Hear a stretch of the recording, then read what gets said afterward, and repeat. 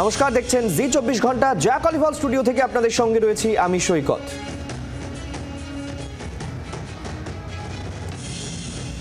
শুরু করছি 3টে 3 মিনিট 3 খবর। আর শুরুতে আমি সৈকত যে খবরের দিকে নজর রাখবো, নওশাদ সহ 84 জনেরই জামিন মঞ্জুর করলো আদালত। সংবিধান সংশোধনী বিল আজ রাজ্যসভায় পেশ হওয়ার কথা ছিল দুপুর 2টোর সময়। তা হলো কি, বিস্তারিত জানাবো আমি আহেলি।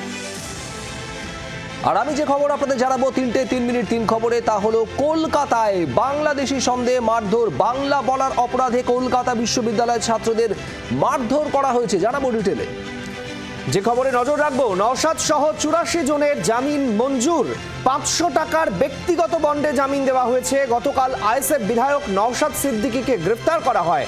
নওশাদ ছাড়াও 94 জন আইএসএফ কর্মীকে গ্রেফতার করা হয়। পুলিশ গ্রেফতার করে ধর্মতলায় ধুন্দুমারে পুলিশের বিরুদ্ধে ঘুষি মারার অভিযোগ করেন নওশাদ।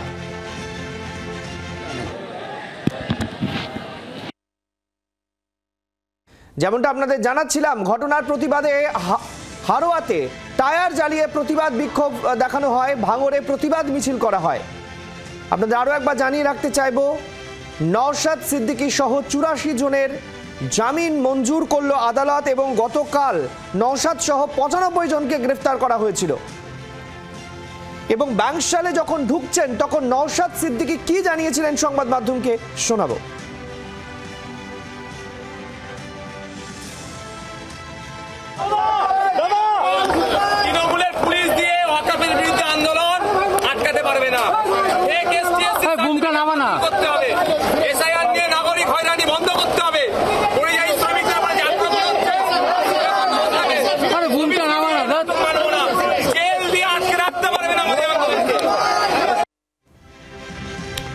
পিয়ালি মিত্র আমাদের প্রতিনিধি রয়েছেন টেলিফোন লাইনে। পিয়ালি, যে বিষয়টি আমরা দেখলাম যে নওশাদ সিদ্দিকী যখন তাকে ব্যাংশাল কোর্টে পেশ করা হয়, নিয়ে আসা হয়, তিনি বলছেন মমতার পুলিশ আটকে রাখতে পারবে না। আমরা কিছুক্ষণ আগে দেখলাম যে 84 জনকে, নওশাদ সিদ্দিকী সহ 84 জনের জামিন মঞ্জুর করা হয়েছে। কি আপডেট পাওয়া যাচ্ছে? একেবারে দেখো, নওশাদ সিদ্দিকী সহ 84 জন যাদের হেয়ার স্ট্রিট থানার যে মামলা, সেই মামলাতে গ্রেফতার করা হয়েছিল। সেই মামলাতে দুটো জামিন অযোগ্য ধারা ছিল, একটা 132 বিএনএস আর একটা হচ্ছে 3 নম্বর পিডিপিপি অ্যাক্ট। এই জামিন অযোগ্য ধারায় তাদেরকে জেল হেফাজতের জন্য পুলিশের তরফ থেকে আবেদন জানানো হয় এবং তাদের জামিনের বিরোধিতা করা হয়। অন্যদিকে নওশাদ সিদ্দিকীর তরফে বা তার অভিযুক্তদের তরফে আইনজীবীরা তাদের যেটা বক্তব্য ছিল যে ওবিসি সংক্রান্ত যে ইস্যু চলছে, সেই কারণে গতকালকে তারা শান্তিপূর্ণভাবে সেখানে একটা বিক্ষোভ সমাবেশ করছিলেন। সেটা শান্তিপূর্ণ বিক্ষোভ সমাবেশ করেছিলেন এবং সেখানে সমাজের বিভিন্ন স্তরে স্কুল শিক্ষক ছিলেন, 2 জন হাইকোর্টের আইনজীবী ছিলেন, বিধায়ক নওশাদ সিদ্দিকী তারা ছিলেন এবং তারা কেউ সমাজ বিরোধী নয়, বরং পুলিশ তাদের। বেশ পিয়ালি, আমরা নজর রাখবো এই খবরের দিকে। আপাতত অনেক ধন্যবাদ আমাদের সঙ্গে থাকার জন্য। আমরা শোনাবো যে রাজনৈতিক মহলের প্রতিক্রিয়া কি, তৃণমূল এবং বিজেপি কি বলছে।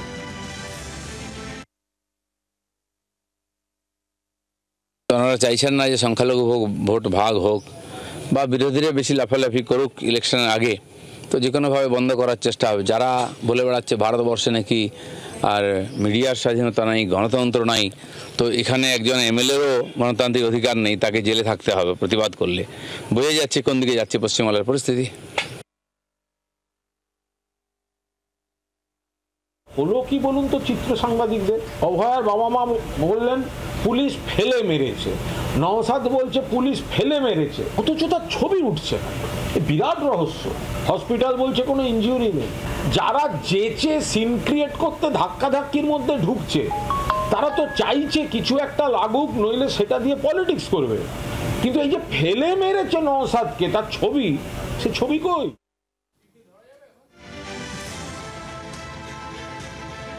সংবিধান সংশোধনী বিল যা গতকাল লোকসভায় পেশ করা হয়, পেশ করেন কেন্দ্রীয় স্বরাষ্ট্রমন্ত্রী অমিত শাহ এবং এই বিল পেশ করার পরই একেবারে উত্তাল হয়ে ওঠে লোকসভা। দফায় দফায় অধিবেশন মুলতুবি হয়। শুধু তাই নয়, দফায় দফায় রীতিমতো অশান্তি সৃষ্টি হয় সংসদে। এই ঘটনার পর যে খবর পাওয়া যাচ্ছিল যে আজ দুপুর 2টোর সময় এই বিল পেশ করা হবে রাজ্যসভায়, পেশ করবেন কেন্দ্রীয় স্বরাষ্ট্রমন্ত্রী অমিত শাহ। কিন্তু এখন বাজে দুপুর 3টে, বিল পেশ করা হলো না। এদিকে বাদল অধিবেশন তাও শেষ হয়ে গিয়েছে এবং একেবারে শেষের দিকে এই বিল পেশ করা হয়েছে তা বিরোধীদের যে পরিস্থিতি, বিরোধীদের যে মন্তব্য, সেই মন্তব্য বা বিরোধীদের সমস্ত রকমের কথা মাথায় রেখেই এমনটাই মনে করা হচ্ছে, রাজনৈতিক মহল তাই মনে করছে।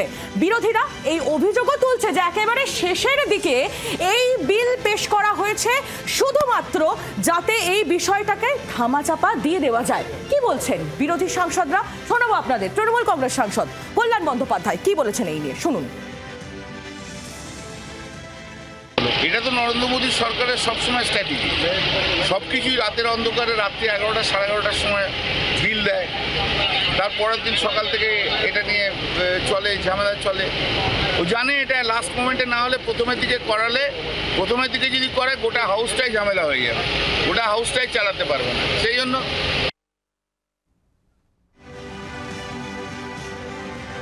বাংলা বলায় কলকাতায় মারধর। কলকাতা বিশ্ববিদ্যালয়ের পড়ুয়াদের বাংলাদেশি আখ্যা দিয়ে বেধড়ক মারধর করা হলো, এমনটাই অভিযোগ। শিয়ালদার কয়েকজন ব্যবসায়ী এই মারধর করেছে, অভিযোগ এমনটাই। দুজনকে গ্রেপ্তারও করেছে পুলিশ। বুধবার রাতের এই ঘটনা। কারমাইকেল হোস্টেল কলকাতা বিশ্ববিদ্যালয়ের, সেই হোস্টেলেরই এক ছাত্র শিয়ালদা ব্রিজের নিচে মোবাইলের দোকানে গিয়েছিলেন, সেখানেই গোটা ঘটনা। কি অভিযোগ উঠে আসছে শোনাবো। শিয়ালদার মতো জায়গাতে আমরা যদি বাঙালি বলে মারধর খাই, এটা তো খুবই বাজে ব্যাপার একটা। এই দোকানদার শুধু একা ছিলেন নাকি আরও লোকেরা ছিল এবং তারা কি হিন্দি ভাষায় কথা বলছিলেন? এখানকারই 3-4 জন ছিল। তারপরে কায়জার স্ট্রিটে ওদের লোকেশন যেটা বুঝতে পারলাম, ওদের কায়জার স্ট্রিটে বস্তি এলাকায় থাকে ওরা। প্রায় 10-12 জন ধরে হচ্ছে, 10-12 জন আমাদেরকে মেরেছে, 10-12 জন মিলিয়ে মেরেছে। তারা হিন্দি ভাষায় কথা বলছে? তারা পুরো হিন্দিভাষী। তোমাদের দোষটা কি? আমরা বাংলায় কথা বলছি, এটাই আমাদের দোষ, এবং আমরা মুসলিম, এরকমভাবেই আমাদেরকে আক্রমণ করতে থাকে। তারপর আমরা থানায় গেছি, থানা আমাদের বলেছে দুপুর 12টার মধ্যে অ্যারেস্ট করা হবে, আমাদেরকে আশ্বাস দিয়েছে, ভরসা দিয়েছে। খাস কলকাতায় বাংলা ভাষায় কথা বলায় বাংলাদেশি আখ্যা দিয়ে কলকাতা বিশ্ববিদ্যালয়ের গবেষক পড়ুয়াকে মারধরের অভিযোগ। আমরা যেখানে দাঁড়িয়ে আছি, অর্থাৎ শিয়ালদা ফ্লাইওভার সংলগ্ন যে রাস্তা, সেখানেই এই মোবাইল ফোনের দোকানে বেশ কয়েকজন কলকাতা বিশ্ববিদ্যালয়ের পড়ুয়ারা তারা মোবাইলের ব্যাক কভার কিনতে এসেছিলেন। আমি একবার দেখানোর চেষ্টা করব। এই হলো সেই মোবাইল ফোনের দোকান যেখানে ঘটনার সূত্রপাত। মূলত মোবাইল ফোনের ব্যাক কভার কিনতে এসে বাংলা ভাষায় কথা বলায় তাদেরকে বাংলাদেশি রোহিঙ্গা আখ্যা দিয়ে মারধর করা হয়েছে, এমনকি হকি স্টিক ছুরি দিয়ে পর্যন্ত মারধর করা হয়েছে, এমনটাই কিন্তু অভিযোগ করা হচ্ছে। পুলিশের তরফ থেকে ইতিমধ্যেই গোটা ঘটনা খতিয়ে দেখা হচ্ছে এবং যারা অভিযুক্ত তাদের বিরুদ্ধে কড়া ব্যবস্থা নেওয়া হবে, এমনটাই কিন্তু পুলিশের তরফ থেকে জানানো হচ্ছে। জি 24 ঘন্টার জন্য ক্যামেরা রঞ্জিতের সঙ্গে বিক্রম দাস, কলকাতা।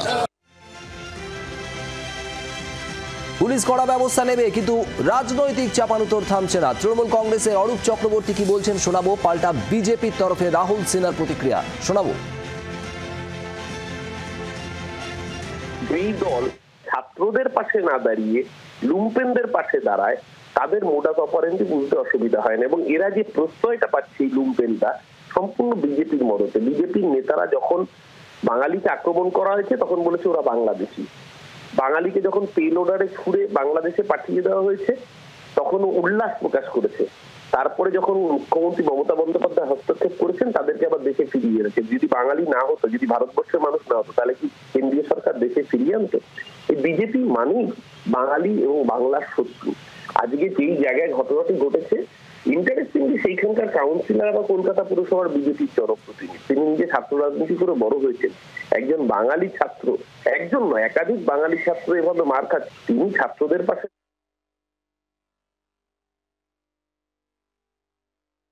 নিশ্চিত করে বলতে পারি ঝগড়াটা অন্য কোনো কিছুর, জিনিসপত্র কেনাকাটা, দাম দস্তু বা পাওয়া দেওয়া এসব নিয়েই ঝগড়া। 100% আমি শিওর, না জেনেও বলছি। আর এটাকে তৃণমূল কংগ্রেস রং লাগিয়ে দিয়েছে বাংলাদেশি। কারণ তৃণমূল কংগ্রেস যা হয় তার মধ্যেই বাংলাদেশি একটা রং লাগিয়ে দিয়ে পশ্চিম বাংলায় আতঙ্ক তৈরি করবার চেষ্টা করছে। অতএব আমরা এর পূর্ণাঙ্গ নিরপেক্ষ।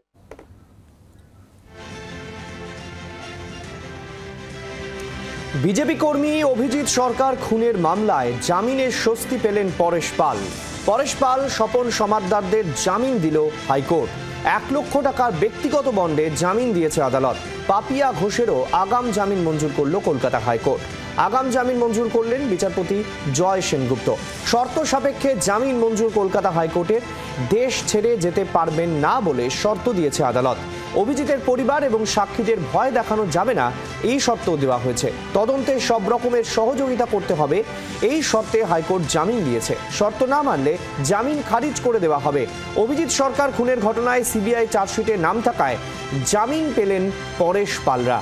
আপনারা জানেন যে ঠিক রেজাল্ট আউটের দিন অভিজিৎ সরকারকে তার বাড়িতেই খুন করার অভিযোগ তোলা হয় এবং তারপর দীর্ঘ টানাপোড়েন চলে। এই মামলায় তদন্ত করছে এই মুহূর্তে সিবিআই এবং তার দাদা বিশ্বজিৎ সরকার, তিনি দীর্ঘদিন ধরে এই অভিযুক্তদের নাম বারবার বলে আসছেন এবং আমরা দেখেছি বারবার এই মামলায় সিবিআই সক্রিয় হয়েছে, আবার কখনো নিষ্ক্রিয় হওয়ার অভিযোগও রয়েছে। ফলে দীর্ঘদিন ধরে চলা এই মামলায় যে মূল অভিযুক্ত হিসেবে যাকে দাবি করছিলেন বিশ্বজিৎ সরকার, যে পরেশ পাল এবং স্বপন সমাদ্দারদের মদতেই তাকে খুন করা হয়েছে ভোটের রেজাল্ট আউটের দিন, এবং বলা হয় বিজেপির তরফে দাবি করা হয় যে অভিজিৎ সরকারই প্রথম ভোট পরবর্তী সন্ত্রাসের বলি। ফলে সেই ঘটনায় অবশেষে শর্ত সাপেক্ষে জামিন মঞ্জুর করা হলো অভিযুক্তদের। অর্ণবাংশু নিয়োগী আমাদের সঙ্গে রয়েছেন টেলিফোন লাইনে। অর্ণবাংশু, দীর্ঘ টানাপোড়েন চলছিল, তারা ভাবছিলেন যে গ্রেফতার হয়ে যেতে পারেন, চার্জশিটে নাম রয়েছে এই অভিযুক্তদের, ফলে সেখানে দাঁড়িয়ে জামিনের জন্য তারা তদবির করছিলেন, অবশেষে জামিন মিলল। দেখো, একদমই পরেশ পাল সহ যে তৃণমূলের 3 জন নেতার বিরুদ্ধে অভিযোগ ওঠে যে অভিজিৎ সরকার খুনের মামলা সিবিআই সেকেন্ড চার্জশিটে, সেই জায়গায় দাঁড়িয়ে পরেশ পাল সহ তারা 3 জন অবশ্যই আগাম জামিনের আবেদন করেছিল কলকাতা হাইকোর্টে। আজকে কলকাতা হাইকোর্ট আগাম জামিন মঞ্জুর করেছে। কিছু শর্ত দিয়েছে, সেটা হচ্ছে এই যে ভিকটিমের যে বাড়ি সেই এলাকা তারা প্রবেশ করতে পারবে না এবং বন্ড দেওয়া হয়েছে। দ্বিতীয়ত আদালত যেটা বলছে, যেহেতু প্রথম চার্জশিটে নাম ছিল না, তার দীর্ঘ কয়েক বছর পর সেকেন্ড চার্জশিটে নাম এসছে, সেই জায়গায় দাঁড়িয়ে মনে হয় না খুব ইম্পর্টেন্ট, তদন্ত অনেক এগিয়ে গিয়েছে। তাই এই মর্মে আদালত অবশ্যই বেল দিচ্ছে, অ্যান্টিসিপেটরি বেল, এবং বলা হয়েছে এটা সমস্ত তদন্ত সহযোগিতা করতে হবে প্রত্যেককেই। যদি কেউ শর্ত ভাঙে তাহলে কিন্তু আদালত জামিন বাতিল করতে পারবে, সিবিআই কিন্তু জামিন বাতিলের জন্য প্রেয়ার করতে পারবে হাইকোর্টের কাছে। ধন্যবাদ অর্ণবাংশু।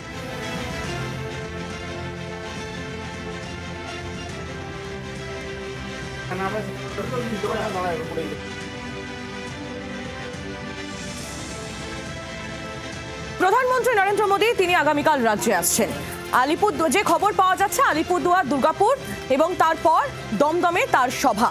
এই সভাতেও বিজেপি নেতা দিলীপ ঘোষ তিনি ডাক পেলেন না এবং তার গলায় ফের একবার অভিমানের সুর কি শোনা যাচ্ছে, কারণ দিলীপ ঘোষ তিনি বলছেন যে এই সভায় তিনি ডাক পাননি, তাকে ডাকা হয়নি বলে বা তাকে কোনো আমন্ত্রণ করা হয়নি বলে তিনি আগামীকাল যাবেন কি যাবেন না সেই নিয়ে এখনো কোনো সিদ্ধান্ত তিনি নেননি। তিনি কোথায় যাবেন, কি করবেন সেই সিদ্ধান্ত তিনি নেবেন না, দল নেবেন। অভিমান কি আরো একবার ঝরে পড়ল বিজেপির প্রাক্তন সাংসদের গলায়?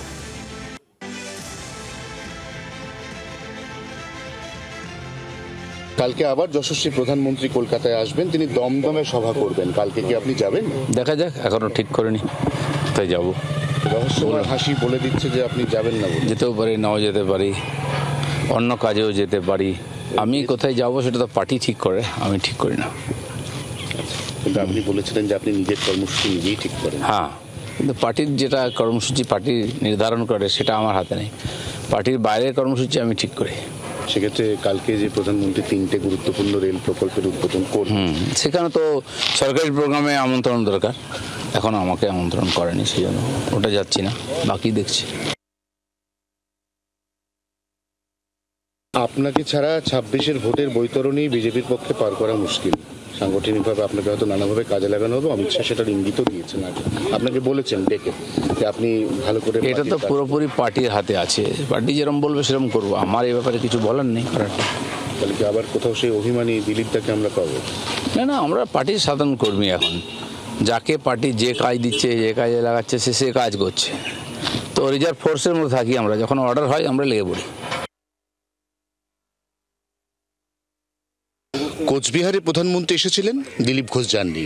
দুর্গাপুরে প্রধানমন্ত্রী এসেছিলেন, দিলীপ ঘোষ সেদিন হঠাৎ করে যাব ঠিক করেও শেষ পর্যন্ত চলে যান খড়গপুরে। আগামীকাল দমদমেও বিশেষ যে সফরসূচি রয়েছে প্রধানমন্ত্রী মোদীর, সেখানে আমন্ত্রণ পাননি বলে জানিয়ে দিচ্ছেন দিলীপ ঘোষ। একাধিক সরকারি প্রকল্পের উদ্বোধন করার কথা প্রধানমন্ত্রী, যার মধ্যে অন্যতম গুরুত্বপূর্ণ কলকাতা মেট্রোর সংযোগ রক্ষাকারী 3টি নতুন লাইনের উদ্বোধন। দিলীপ ঘোষ জানাচ্ছেন তিনি এই মুহূর্তে দলে রিজার্ভ ফোর্সের মতো কাজ করছেন। দল যখন যেখানে তাকে মনে করবে ব্যবহার করবে, কিন্তু এই প্রধানমন্ত্রীর সফরে আবারও ডাক না পাওয়ায় তিনি যে রীতিমতো হতাশ এবং অভিমানী তা কিন্তু কার্যত স্পষ্ট করে দিচ্ছেন বর্ষিয়ান এই বিজেপি নেতা। জি 24 ঘন্টার জন্য ক্যামেরায় তরুণের সঙ্গে অয়ন, কলকাতা।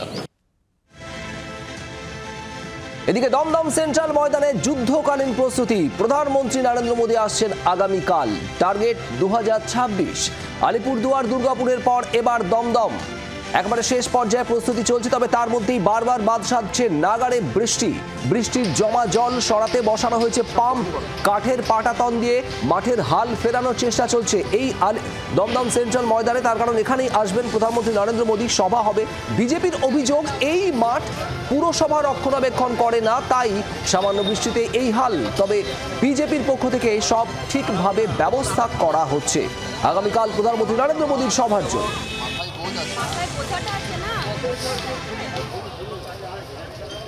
প্রধানমন্ত্রী নরেন্দ্র মোদীর আগামীকাল পরিবর্তন সংকল্প সভা এই দমদমের সেন্ট্রাল জেলের ময়দানে। কিন্তু পরিবেশ এই মুহূর্তে প্রতিকূল, অনুকূল পরিবেশ নয়, কারণ এতটাই বৃষ্টি হচ্ছে যে মাঠের অবস্থা বেগ পেতে রীতিমতো নাজেহাল হতে হচ্ছে বিজেপির কার্যকর্তাদের এবং যুদ্ধকালীন তৎপরতায়। এবং সেখানে দেখা যাচ্ছে যে কাঠের পাটাতন দিয়ে এক্সট্রা মাটি ফেলে পরিস্থিতি সামাল দেওয়ার চেষ্টা করা হচ্ছে, যাতে কোনো রকম যারা সভায় আসবে, যারা এই সমাবেশে আসবেন, বিজেপির কার্যকর্তা এবং সাধারণ মানুষ কোনো রকম সমস্যা না হয়, সেই কারণে এরকম মোটা প্লাই দিয়ে ব্যবস্থা করা হচ্ছে এই মাঠকে একেবারে ঠিকঠাক শেপে আনতে। পাম্পের সাহায্যে যাতে জল কোথাও জমে থাকলে জল বের করা যায় সেই চেষ্টা করা হচ্ছে এবং সব রকম ব্যবস্থা রাখা হচ্ছে বিজেপির তরফ থেকে, যাতে আগামীকালের সভাস্থলকে কেন্দ্র করে কোনো সমস্যায় পড়তে না হয়। জি 24 ঘন্টার জন্য ক্যামেরায় অরিন্দমের সঙ্গে মৌমিতা চক্রবর্তী, দমদম। প্রশাসনিক সভা হবে, জনসভাতে বক্তব্য রাখবেন প্রধানমন্ত্রী নরেন্দ্র মোদী। আর উত্তরবঙ্গ দুর্গাপুরের পর এবার প্রধানমন্ত্রী নরেন্দ্র মোদীর নিশানায় কারা থাকেন, কি বক্তব্য উঠে আসে সেদিকে নজর রয়েছে সব মহলের। দমদম সেন্ট্রাল ময়দান একেবারে যুদ্ধকালীন প্রস্তুতিতে সেজে উঠছে।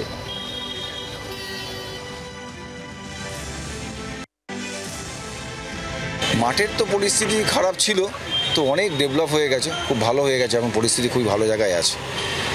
কাজ কমপ্লিট করতে কতটা কালঘাম ছুটছে আপনাদের? না, কালঘাম তো লেবাররা কাজ করছে, আর লোকাল মিউনিসিপ্যালিটি বলতে পারবে তারা কি ডেভেলপমেন্ট করেছে। এটা তো আর সেন্ট্রালের ডেভেলপমেন্টের ব্যাপার না, এটা তো লোকাল মিউনিসিপ্যালিটি বলতে পারে তারা কি ডেভেলপমেন্ট করেছে, রাস্তাঘাট, মাঠ, তারা বলতে পারবে। কিন্তু প্রধানমন্ত্রীজি আসছে, আর পরিবর্তন সংকল্প সভা হচ্ছে, পরিবর্তন হবে 26-এ। বাংলার আওয়াজ, বাঙালির আবেগ, জি 24 ঘন্টা।